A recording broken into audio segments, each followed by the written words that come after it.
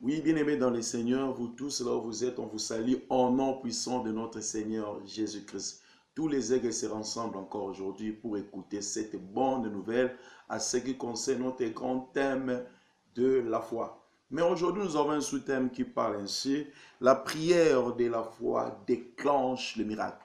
Nous allons partager quelque chose ce soir ou ce matin, ça dépend de l'ère à laquelle vous nous suivez, sur l'histoire de notre bien-aimé Jabet. Prophète Amos. Merci. Lelo toni tolobela lisolo ya ndeko Jabet, ndeko oyo abotamaki na pasi. Histoire ya Jabet eza na 1 Chronique chapitre 4 à partir à verset 9 à 10. Natangi na kombo na Yesu. Gloire au Seigneur. Bible lobi, Jabet était plus considéré que ses frères. Sa mère lui donna le nom de Jabet en disant: c'est parce que je l'ai enfanté avec douleur. Jabet invoqua le Dieu d'Israël en disant: si tu me bénis et que tu étends mes limites, si ta main est avec moi, et si tu me préserves du malheur, en sorte que je ne sois pas dans la souffrance. Et Dieu accorda ce qu'il avait demandé. Gloire à Jésus. Et bien aimé dans le Seigneur, tonito lobela lisolo ya Jabet, ndeko yo mama na ya bota na douleur. Mais Bible talisi ngai, Jabet azalaki le plus considéré par rapport ya ba frère na ye. Mais maman ya botiye apesaki kombo ya Jabet parce que botaki na douleur. To yebite douleur nini oyo ekangaki mama na ye, o mama na ye apesaki na kombo wana. To yebi bana ebele babotama, ntango azobotama tozomona mama swata kufa to mwana kufa. Mais Nzambe asali a intervenir, apesi vie epa mama, apesi pe vie epa ya mwana. Gloire à Dieu. Souvent na kati ya Congo eza na bana ebele babenga bango na kombo ya mapasi na circonstance moko boye. Surtout ça. Mama bote na douleur apesi ekombo wana. Bakombo mosusu ezalaka na influence na kati ya vie ya moto. Abbas encore l'homme de Dieu. Esalaka ke mutu azomonaka komi limité. Eza na bana misusu babotama omona akoka kotambola te. Po na ye azomona aza limité. Mais Nzambe alola aza Nzambe ya baka oyo tobengaka impossibilité. Baka oyo eza impossible. Oyo bato bazomona ke eza impossible. Gloire à Dieu. Yango tolingi totalisa mutu oyo babota ye na kati ya douleur. Mutu oyo abotama oyo balobi ya mutu oyo ye venza vi na ye bonga lisusu te po aza déjà limité. Oyo babengaka bafenéa. Yes. Mutu moko aza isu na utilité te na kati ya société. Mais Nzambe na biso oyo tobondelaka apesaka valeur na kati ya vie ya bato babwakama to bato oyo babotami na kati ya badouleur. Yango ntango Bible ezoloba Jabet azalaki le plus considéré par rapport à ba frère na ye. Yes. Mais problème ya Jabet ezalaki abotamaki na souffrance. Alléluia. Souffrance on a évité soki ezalaki maladie. To abotamaki na défaut mo na kati ya vie na ye. Vraiment. Mais Bible etalisi ngai Jabet ayeko comprendre impact ya prière. Ayebi que prière ekoki ko déclencher miracle. Yango ye moko amilukeli Nzambe. Azaki na mutu oyo akopesa solution na kana ete. Malgré ba considération banda kopesa ye. Jabet a invoqué Nzambe. Bible ezoloba Jabet a invoqué Nzambe, a invoqué le Dieu d'Israël. Bible lobi abandi kotalisa Nzambe likambo na ye moko moko. Gloire. Azaki pressé te. Yes. Yo sengaka bénédiction. Mais atalisaki Nzambe likambo ebande ko déranger. Pona nga na comprendre que batu babande ko rappeler Jabet. Yes. Que ndongo za boye pona kana yo boye. En tout cas oko avancer te, osa musala te. Tant bazolo bazaki le plus considéré. Na d'autres termes, azaki pe muto bakolo bazaki mayele, mazaki limité. Pona ye ako travailler te. Pona ye donc azo sentir que kana ye et comme même kolobisa ye Nzambe. Pourquoi nabotama malheureux? Pourquoi nabotama moto akolela? Pourquoi nabotama moto souffrance? Mais le jour où yo a comprenaki que soki nga na invoquer Nzambe, Nzambe wana koki ko déclencher miracle na ye. Gloire à Dieu. Yango totalisa prière personnelle. Nazala nga na mutute. Pona kana nga o nazala ngo. Mais natika kana Nzambe so na lukie Nzambe wana osala miracle, osala quelque chose. Na kati ya vie na ngai. Jabet invoquer Nzambe. Tango invoquer Nzambe bandi kotalisa Nzambe makambo yozo lekela ye. Makambo oyo elekelaka ye, oyo elobisaka ye, oyo pe lobisaka bato. Malgré azaki le plus considéré. Nenga talisa force ya ko invoquer Nzambe po Nzambe akota ba problème ya bato. Ko invoquer Nzambe nga na zwaka ngona angle moko ya ko benga muto ya invisible. Ndenge na anglais bazoloba o dialogue. Eloko moko est invisible mais comme siko visible. Donc na kati invocation tozomona tobengaka trône na Nzambe, miracle na Nzambe intervenir. C'est-à-dire na longoli distraction, na longoli ba autant de monta o bato bazo proposer ngai. Ba posto bato bazo linga ba pesa ngai. Mais natali nanu problème oyo ezotungisa na vie nanga oyo elobisaka même vie nanga butu na lala raté pour na problème oyo.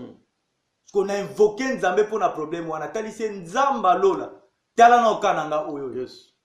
Jusqu'à quand ekozwa solution. Yoza Nzambe okotaka baka impossible. Avance encore. Tango yo koti likambo yango ezwa toujours solution. Gloire à Dieu. Soto tana kata Jérémie 33:3, Bible zoloba invoque-moi et je te répondrai.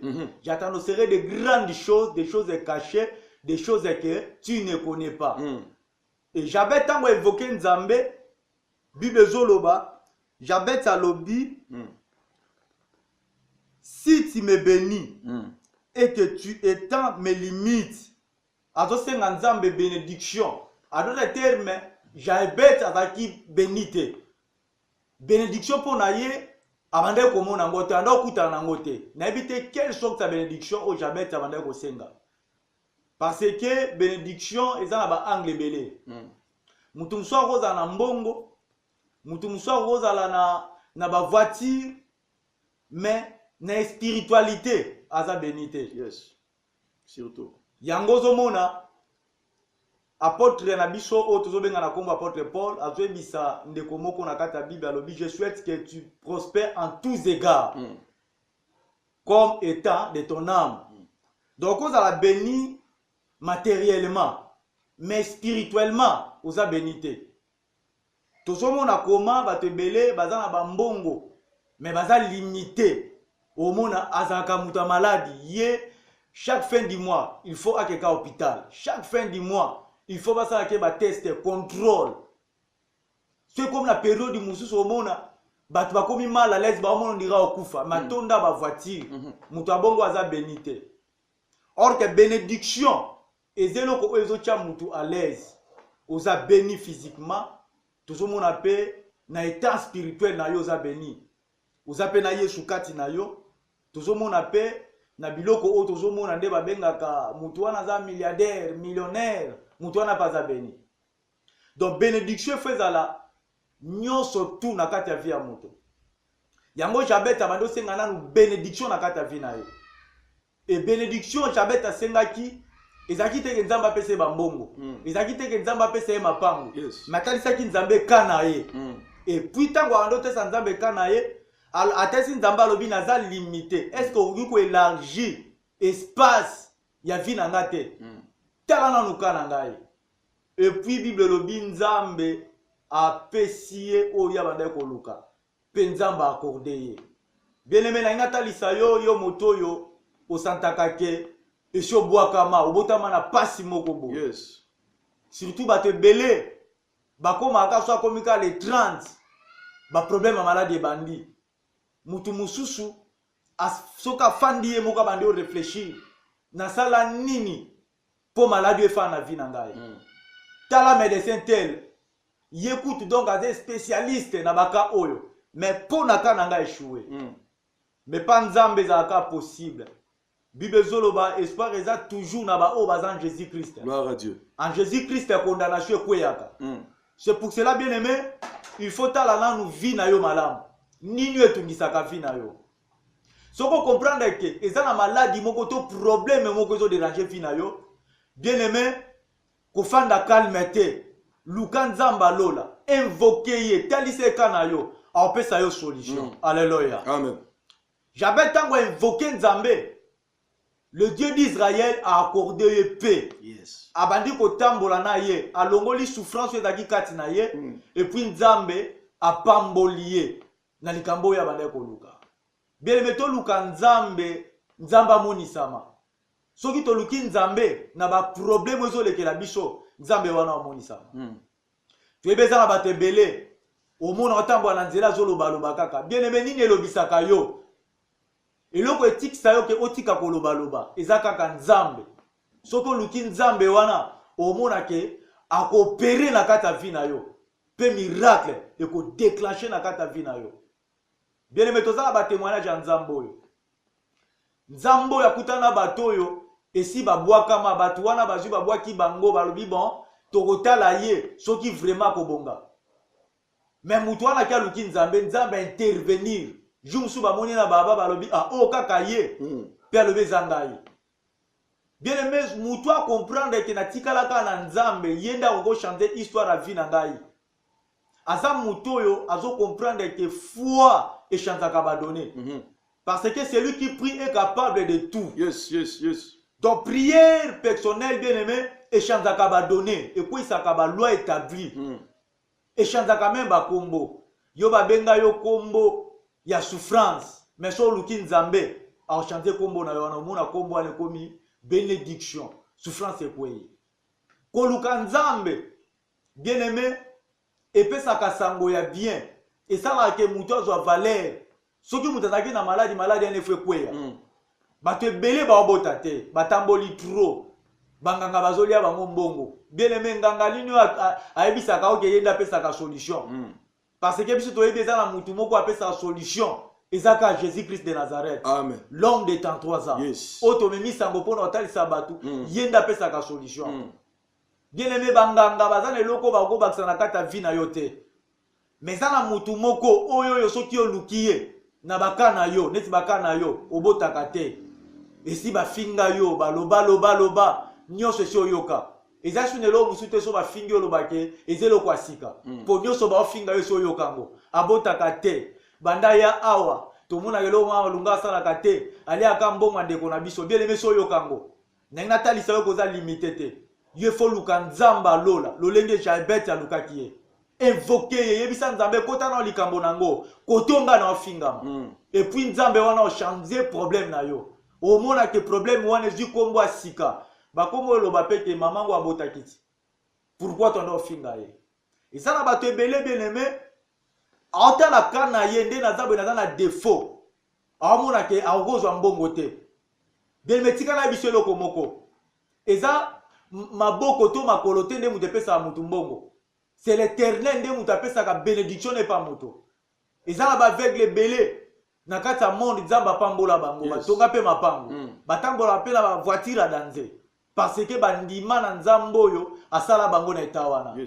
bien aimé koza limité te luka Nzambe alola o changer situation ya vie na yo abandona yo ta yebi yo problème nini oyo etungisaka vie na yo l'air moko mo fanda so fandi obandi o raisonner pe ko ba raisonnement ngwana ekomo kondisa yo okomo mondi o kufa bien aimé na talisi yo ko kufa te so luki Nzambe wana gloire à Jésus invoquer Nzambe wana talisa Nzambe problème na yo yebisa ekota likambo na ngai gloire à Dieu na sepela na lisolo ya Jonas babwaka na kati ya bateau première journée bato balobi esili pona Jonas esi akufi mais bayebaki te problème ezaki na kati ya mai Nzambe alola atindaki baleine aya komela Jonas mais bato banda koseka ka wana pe arrivaki pa bato ebele batalika babi o locataire lokolo afuta mbongo ndako te foto bengane libanda taba bengane libanda bango balobaki mutu wana suki or que tant ba bengane so mutu wana comprendre kazaka na Nzambe talisi Nzambe na tikaka na yo moko